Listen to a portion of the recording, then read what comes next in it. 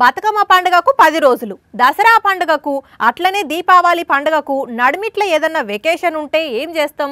జోరుగా టపాసులు కాలుస్తాం, రాకెట్లు ఎగరేస్తాం, చిచ్చుబుడ్లు వేల్చుతాం, జోరుగా ఎంజాయ్ చేస్తాం కదా. అయితే ఈడ వెకేషన్ లేదు, ఏం లేదు, కానీ సంబరంగా టపాసులు వేల్చిండ్రు. అట్లని అది మామూలు సంబరం కాదు లో. ఇంతకు ఎక్కడ కాల్చిండ్రో, ఎందుకు కాల్చిండ్రో చూసొద్దాం పాండ్రి. ఇది తహసీల్దార్ ఆఫీసు. ఇక్కడేమో టపాసుల మోతుంది. ఓ కొడుకో, తక్కువ పేల్చుడు వేల్చుతలేరుగా, పొగల మీద పొగలెలిపిస్తున్నారు. చాలా మంది జమై మస్తు నవ్వుతున్నారు. అందరికందరూ ఖుషి కనపడుతున్నారు. అసలు తహసీల్దార్ ఆఫీసు ముంగట ఈ సంబరాలు ఏందయ్యా అంటే ఇగో ఇందుకు. అగో ఇదేంది మళ్ళా గాశారం బాగాలేక లంచం తీసుకుని దొరికితే అసలు సంబరాలు ఎందుకు చేస్తున్నారు? ఎవరైనా అంటే రంగారెడ్డి జిల్లా తలకొండపల్లి తహసీల్దారు.